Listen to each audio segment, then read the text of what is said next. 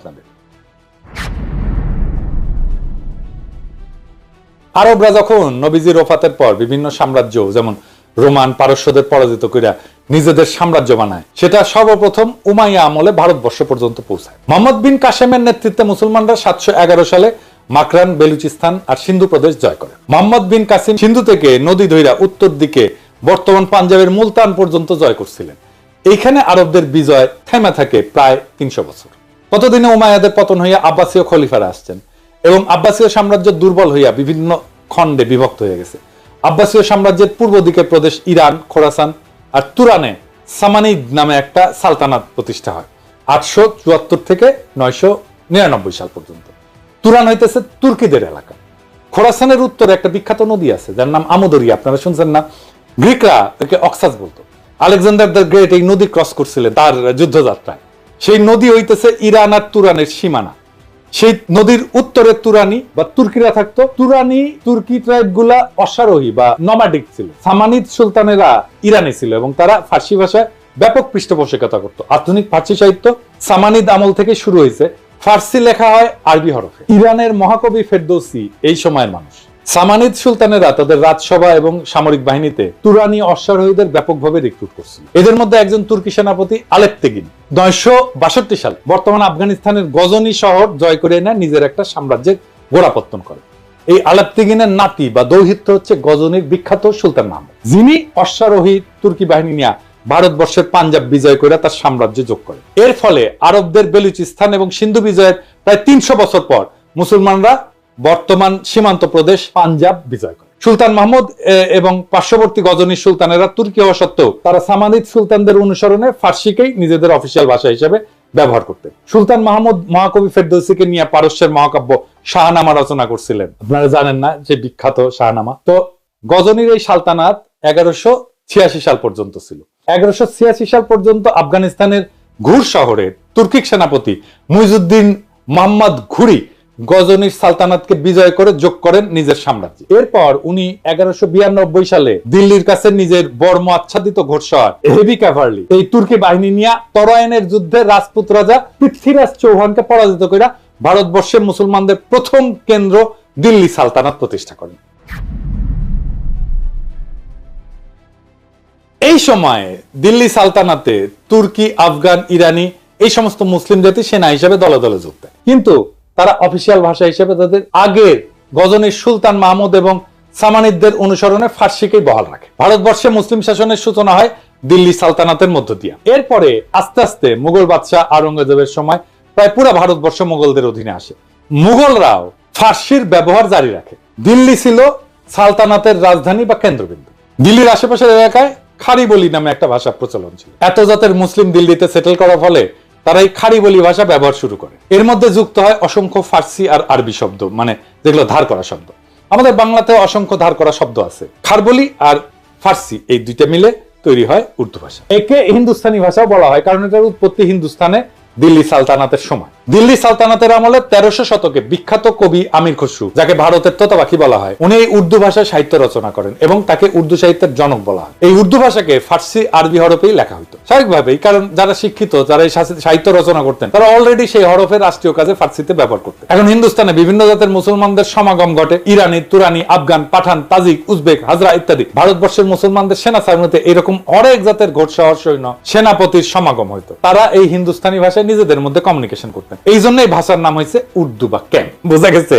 মুঘল বাদশাহ জাহাঙ্গীর, শাহজাহান, আওরঙ্গজেব থেকে শুরু করে বাহাদুর শাহ জাফর পর্যন্ত সবার মাতৃভাষা ছিল উর্দু। শেষ বাদশাহ বাহাদুর শাহ জাফর উর্দুতে একজন উৎকৃষ্ট কবিও ছিলেন। মুসলমানরা যখন ডেকান বা হিন্দুস্তানের দক্ষিণে নর্মদা নদীর বিন্ধ্য পর্বতমালার দক্ষিণে নিজেদের সালতানাত এক্সপ্যান্ড করে, সেই ডেক্কানেও মুসলমানরা লিঙ্গুয়া ফ্রাঙ্কা হিসেবে উর্দু ব্যবহার করে। দক্ষিণের উর্দুতে তামিল, তেলেগু থেকে অনেকগুলো ধার করা শব্দ আছে, এই জন্য সেটাকে দক্ষিণী উর্দু বলা হয়। কিন্তু হায়দ্রাবাদের নিজামরা যাতে তুর্কি হইলেও তারা হায়দ্রাবাদে উর্দুতেই কথা বলতেন। এমনকি হায়দার আলী আর টিপু সুলতান সুদূর দক্ষিণে মহীশূর রাজ্যের পত্তন করলেও সেখানেও মুসলমানরা লিঙ্গুয়া ফ্রাঙ্কা হিসেবে উর্দু ব্যবহার করতেন। যেমন ভারতের তেলেঙ্গানা রাজ্য, ডেকান বা দাক্ষিণাত্যের একটা রাজ্য, ডেকানের হিন্দুদের ভাষা উত্তর ভারত থেকে আলাদা। দক্ষিণ ভারতের হিন্দুরা উত্তর ভারতের হিন্দিতে কথা বলতে চায় না। তেলেঙ্গানার মূল আঞ্চলিক ভাষা তেলেগু। সেই তেলেঙ্গানার মুসলমানরাও উর্দুকে নিজেদের লিঙ্গুয়া ফ্রাঙ্কা হিসেবে ব্যবহার করে। এই যে দেখেন, তেলেঙ্গানার রাজধানী শহর হায়দ্রাবাদের এমপি আসাদুদ্দিন ওয়াইসি উর্দুতে বলা কথা আর ভাষণ। तरीके से उसको तरतीब दी गई कि अक्सरती तबके के लोग जीत जाएं और मुस्लिम अकलियत के लोग कामयाब होने में बड़ी मुश्किलात पेश आए। इसीलिए 2007 में सच्चर कमेटी ने कहा था, सिफारिशात में कहा कि अब जब हदबंदी होगी तो माकूल तरीके से बनाया जाए ताकि मुसलमान पार्लियामेंट और असेंबली के इलेक्शन जीत सके।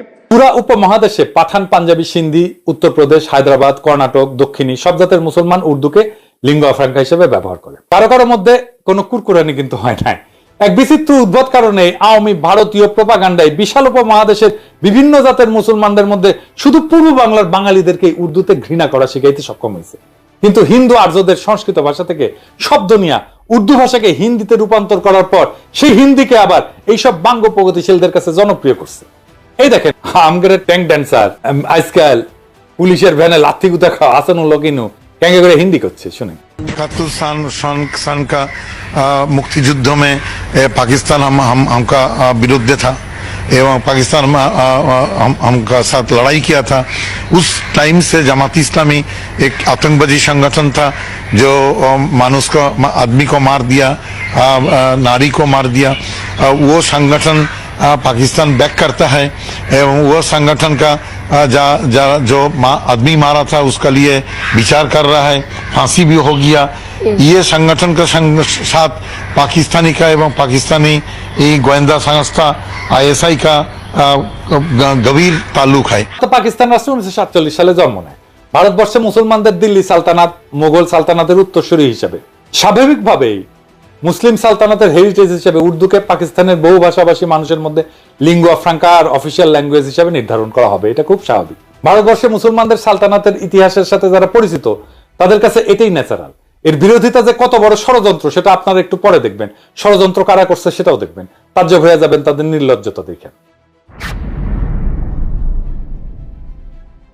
আধুনিক হিন্দি ভাষার আবির্ভাব ঘটে 19 শতকের শেষে এবং 20 শতকে।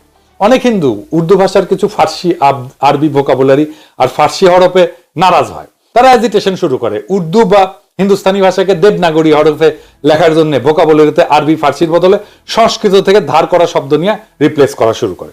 এই ভাষার নাম দেওয়া হয় হিন্দি। এর ফলে আধুনিক হিন্দি ভাষার আবির্ভাব ঘটে। হিন্দু ভারতে শুধুমাত্র হিন্দিকে এই লিঙ্গুয়া ফ্রাঙ্কা বা অনলি ন্যাশনাল ল্যাঙ্গুয়েজ হিসেবে, কেন্দ্রে অফিসিয়াল ল্যাঙ্গুয়েজ হিসেবে গণ্য করা হয়। ভারতের রাজ্য পর্যায়ে বিভিন্ন ভাষা ওই রাজ্যে অফিসিয়াল কাজে ব্যবহার করা হয়।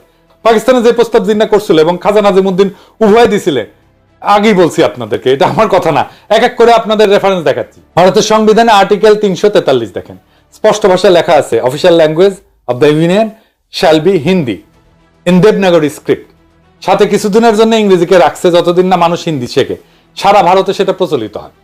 এরপর ভারতের সুপ্রিম কোর্টের এই রায় দেখেন, ভারতের সুপ্রিম কোর্ট হিন্দিকে ন্যাশনাল ল্যাঙ্গুয়েজ হিসেবে রায় দিছে। রায় বলা আছে এইটা ইংরেজি যেহেতু কইছে ঠিকই কইছে, এটা বাংলায় করলে হয়। ভারত অনেক রকম মানুষের দেশ, এখানে হিন্দি জাতীয় ভাষা। তাই আশা করা হয় যে যেসব সাক্ষীকে আবেদনকারী মানে উত্তরপ্রদেশের ট্রাইব্যুনালে নিয়ে আসবেন তারা হিন্দিতে কথা বলতে পারবেন এবং নিজেদের কথা বুঝিয়ে বলতে পারবেন।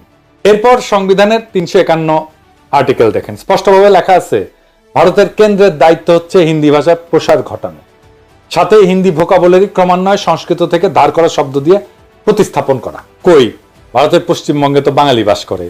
বাংলা সাহিত্য, কালচার, সংস্কৃতি বলতে যা বুঝি সেটার গোড়া পত্যন্ত ঘটে পশ্চিমবঙ্গের হিন্দু ভদ্রলোক, ব্রাহ্মণ, কায়স্থ, বৈদ্য এদের হাতে। তারটা একটা টু শব্দ পর্যন্ত করলো না যে ভারতে তাদের মুখের ভাষা কাইরা নিতে হইতেছে, তাদের দুঃখিনী মায়ের কি হবে, সোনা মানিক বলে আর বুকে টাইনা নিতে পারবে না। হিন্দিকে ভারতের কেন্দ্রে অফিসিয়াল ল্যাঙ্গুয়েজ করার ফলে কি তারা বাংলা ভুলে গেছে? এখনই কি আপনারা বুঝতেছেন না পূর্ব বাংলার কৃষিজীবী মুসলমানদের বলদার উদ্বুক পেয়ে কত বড় খেলা খেলছে ভারতীয় চর আর তাদের দোসরেরা? এবার দেখেন আরো খেলা আপনাদের কিভাবে বলদা পাইয়া খেলছে, একটু দেখায়। বাঙ্গু প্রগতিশীলরা রবীন্দ্রনাথ কইতে কইতে অজ্ঞান হয়ে ক্যাট হয়ে পড়ে যায়। এই যে কয়েকদিন আগে সঞ্জিতা খাতুন মারা গেল, তার লাশের পাশে রবীন্দ্রসঙ্গীত গাইলো, ভিডিও দেখেন।